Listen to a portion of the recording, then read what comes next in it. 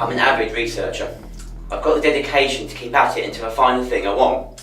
The thing I used to want most of all was eternal youth. I'd hit 30 and found my first grey hair the same weekend. I've got a fairly scientific mind, but I turned to the esoteric and unusual first. I didn't feel, rightly as it turned out, that science had the answers I wanted. The potion took 3 weeks to prepare and 3 weeks to brew, and just a few seconds to drink. I don't remember what was in it now, the book's long gone and some of the more salient details have escaped me. I remember it made me heave. I still knocked it all back. I didn't want to lose a precious drop of the liquid. I craved immortality. Nothing changed, at least nothing I was aware of. I felt exactly the same as I'd done just a moment before, except now slightly nauseous. That soon faded and I was left with a sense of vague disappointment. I hadn't expected to suddenly grow wings, but I'd hoped for some tangible change, some precious example about how genetics had changed. I didn't dare try it again. The book had been very insistent about not trying it twice, so I just had to wait. It was a couple of days later that I finally realised something. The grey hair had vanished. I mean, the odd line was still there, hadn't deepened, and no new laughter lines had been added to my forehead or around my eyes. So over the next few years, I watched myself carefully as all my friends gradually began complaining about their own woes of grey hair and aches and pains. My face stayed the same, as did my hair and my physique. It was when my circle of friends began their slow, steady descents into their 50s that I noticed a subtle change in their behaviour towards me. Their tones became mildly accusatory. "What are you doing? Is it Botox? Are you dyeing your hair?" They wanted to know how I was managing it. Protests around none of the above went unheeded. No one believed me, and annoyance grew at my apparent lies. As time went on, people began to distance themselves from me, convinced I was somehow being deceitful and dishonest. Even my wife was angry at me. In the end, she left me. She told me that she couldn't trust me anymore, that I was lying to her. After that, I went off the rails. I slept around a lot. Girls 20, sometimes 30 years younger than me were still interested. I had no idea they were sleeping with a man in his 60s, and then in his 70s. Things changed when my friends, many of whom I hadn't seen for years, began dying. My parents had died a number of years before, but that was to be expected. It was the natural order of things for parents to predecease their children. But now I was seeing my friends, my peers, dying. Some died of illness, some died from accidents, but most just died of old age. And I'd not been ill in 50 or 60 years, not even a cold. And even when I'd broken my leg once, it had healed pretty quickly. But everyone else died. Eventually, everyone I'd grown up with was dead. But the world carried on. It always does when someone you care for dies. My world, the one inside my head, didn't. My self-destructive ways, however, continued. I tried every drug known to mankind, and nothing changed. My body absorbed and then rejected every abuse I threw at it and more. Somehow I still survived. One day, the fog began to clear though. I saw the truth, unfettered and clear. I missed my friends and I missed my family, but I could continue without them. Right at that moment, I was friendless, homeless and old. Old, that is, for a normal human being. I was over 100, but I still looked 30. I couldn't continue like this. So I began very slowly to pull myself together. It took me some time, but I managed it, piece by piece. I stopped drinking and I stopped taking drugs. I also stopped hanging around the old haunts in London that you get to know if you're a homeless, alcoholic, druggie. Thankfully, London was a big city, even then, and always expanding, so I was able to get back on the ladder. I used halfway houses to get myself shaved and washed. They also gave me a comfortable bed to sleep in, and I can't tell you how wonderful that was after sleeping rough for so many years. If there's one piece of advice I can give you, is always, always sleep in a bed. There's nothing like it, and I speak from experience. Eventually, I got a job working at a bank. I've always been pretty good with numbers and managed to get a few promotions along the way, always associated with transfers to different branches far away to avoid suspicion about my unchanging appearance. I could only go so far, or so I thought. I mean, after all, there were only so many branches to go to. Even the worst organised personnel departments would eventually get suspicious. Now, have you ever been involved in identity fraud? I have. There are people out there who can create new identities for you with nothing more than a passport photo and a ready supply of cash. Now, I had both. I was a senior manager for a well-respected bank and I'd had many centuries to save. So every few decades I'd change identity. But one thing that never changed, however, was my nationality. I always remained English. Not to be frank, for any particularly patriotic reason. I'd never really felt patriotism to any great degree, but because I simply can't do accents. I've never been able to. Believe me, I've tried. American, Irish, Australian, I've tried the lot. And I either sound drunk or like I've had a stroke. And that's just not possible. Sometimes I move to a new bank, but other times I just retrain. I took degrees in medicine, law, criminology, chemistry, history, more others than I think I can remember. I tried my hand at everything and watched London grow beyond all recognition. It grew tall and out, taking over more suburbs. It then shrank when the floods came in, and grew again when the civil engineers came in to rebuild the barriers, including for a few years, me. I saw the way the tides were turning, and I retrained to be an engineer just in time. I loved the city, but eventually I began to grow stale. I made good friends there, but they all left eventually, some through choice, most through death. I tried being completely heartless and not missing anyone, but that was impossible. I just couldn't do it. I mourned them all, and that helped me keep sane. You have to mourn the ones you love. I began to travel. I could afford to after all. My investments were smart and always moving, with new financial advisors every couple of decades, increasing my wealth exponentially. They just thought they were moving on to my own son or my own grandson or whatever. My work was travel. I saw the world a couple of times over, in fact, and saw it evolve. I watched war ebb and flow across continents. I witnessed people torture their fellow human beings, and I always berated myself whenever I failed to intervene, and I always tried to do better the next time. Sometimes I succeeded. Most of the time I failed miserably. I saw rainforests destroyed and I saw bombs fall. Once, just once, I saw a nuclear bomb fall in a densely inhabited capital city, and then no more fell ever again. I shared in the joys of those around me as I saw nuclear weapons stockpiled and then destroyed, finally. But then I saw innocent children die and cruel adults survive. I talked to dictators and compassionate leaders, and I saw people dispossessed and people rehomed. I saw love and hate and joy and rage. I don't know how long I spent away from home. London was still home, no matter what, but it was a long, long time. I'd wanted to see everything, and it was only when I began to try that I realised I couldn't. Instead, I watched people and events and causes and construction and demolition and humanity.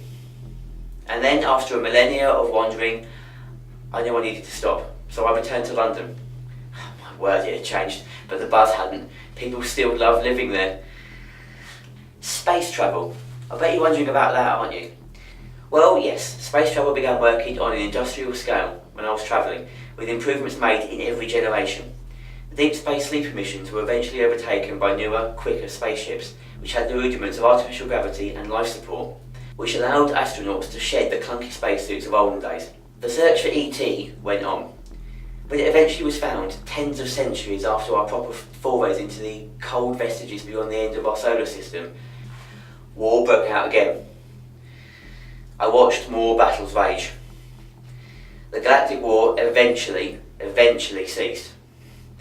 We'd even seen some of that conflict on Earth, the first one for too long on our soil. Naturally, I'd done my bit to help the war effort. I didn't mind. After all, I couldn't be killed, could I?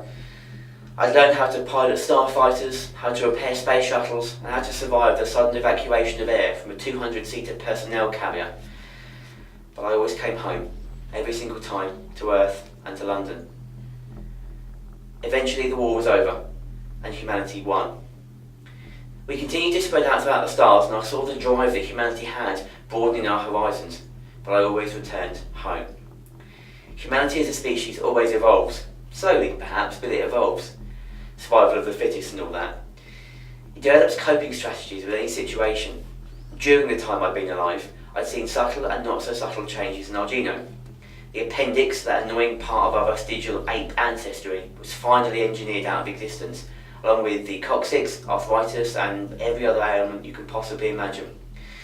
My own potion-controlled body didn't need any of that engineering. It survived disease. However, I still have my coccyx and I still have my appendix, as well as my own unique spinal column and brain structure. I was being left behind. As humanity stretched out into the galaxy and developed the ability to live on new and exotic worlds alongside aliens, the likes of which you couldn't even begin to imagine, I was more of a curiosity than ever before. I was closer to the apes of our ancestors than any of my descendants, and I was beginning to even look different. Humanity was growing taller and broader and stronger, and I most certainly wasn't. For a while I tried to keep up. I tried surgery, chemicals, potions, experiments, but nothing worked. I always remained precisely the same, and every surgeon reported it as a fight to get anywhere near the area I wanted to change. My body was impenetrable, inviolable, and completely unwilling, more unlikely, to evolve. Language. Nobody ever considers a language when they want to become immortal. Do you honestly think that language was going to stay the same forever? I picked up new slang, new idioms, and it became easy enough after a while. I was living in the culture. When I left and I travelled, I began to pick up bits and pieces of other languages too. I wasn't always fluent, but I could usually get by. Language changes, tongues change, speech patterns change. I'd met more English people on my travels and their speech was evolving. I began to panic. How would I be understood? Thankfully, the media helped, and I watched enough of the news to understand some of the language that was evolving. It was slow and painfully hard, with my unevolved brain refusing to give in to every new word and phrase that I had to learn. My accent and speech now must be so different to how it was when I was first born. The centuries, the millennia, they rolled past, painfully slow. And I watched as the world changed and adapted. Major wars had long ceased, and the world was politically united, both internationally and intergalactically. It turned out that humanity was actually one of the oldest species in the galaxy, and I watched in time as my fellow human beings, if you can still call them that, began to evolve beyond the need for physical bodies. One by one, humanity ascended to a higher plane of existence. Now, it was a joyous time of rapture for all of them, except for me. I could watch with amazement and fascination, but I remained resolutely physical. And eventually the world was deserted, except for me. I remained alone and savouring the silence of an entire planet, first after millennia and millennia. No other human being ever returned to visit. Well, I wasn't surprised. After all, why would they? They were on a different realm of existence, savouring new experiences and new lives, and there wasn't anything left for them on Earth. I doubt I would have done anything differently. I wondered if other species might begin to colonise the planet, or if some other lower life form that was left might begin to evolve. I soon began to realise why neither of those things was true. The sun was becoming engorged. Every year it got fractionally bigger, and every winter seemed a little shorter. I began to wonder if I was seeing things or hallucinating due to lack of human contact, but the sun was getting bigger. No wonder nobody else wanted this world. It was soon going to die in a fiery heat death. My God, it was hot. I sweated buckets towards the end, and soon it was permanently daytime. Mercury was undoubtedly destroyed, as was Venus. One day, it was a Tuesday I think, it was now the Earth's turn. Earthquakes, massive, huge, vast earthquakes, split the world into pieces, cracking it core to surface. I found myself on a Kent-sized piece that was ejected out into space, just as the sun finally swallowed the planet whole. I was alone and in darkness. The small asteroid I was now living on, one of the last vestiges of my home world, was hurtling out through space at incredible speeds, and the continual night sky kept changing. It was a wondrous sight. How did I survive? I don't know. All I can say is that I'd been given eternal life by that stupid potion, and I was seeing exactly what that now meant. Nothing could kill me, not even the cold, dark, vacuum depth of space. I flew past supernova, clouds of interstellar dust, warring space fleets, exploding planets, and stunningly beautiful space creatures of immense size and complexity. I savoured every moment and every experience. Even though I had no one to share them with, I still watched and I still learned and I still loved every second.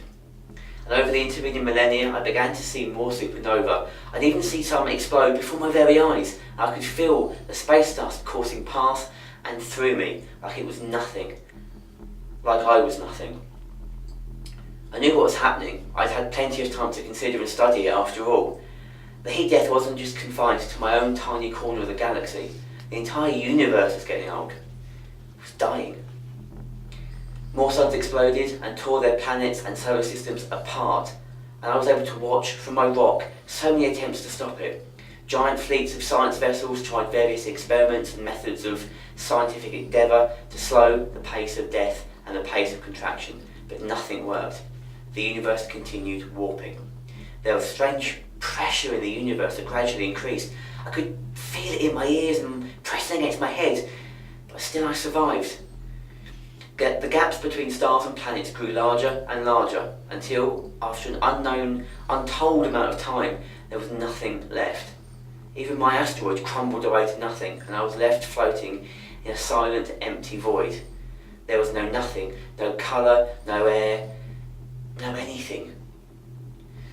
The universe had died, and I was all that was left, compressed into a minuscule space that prevented me from even moving. There was nowhere for me to go. So what now? I don't know. I don't know what's going to happen next. Will I help cause the birth of a new universe? Will something come out of the death of the only universe I've ever known?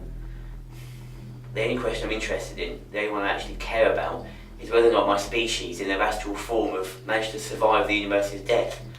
Are they still out there, or have I, in my basic unevolved form, outlived even them? There's a lot I won't be able to answer. I'm not a scientist, at least not anymore. My science degree stopped being useful more time ago than I can remember.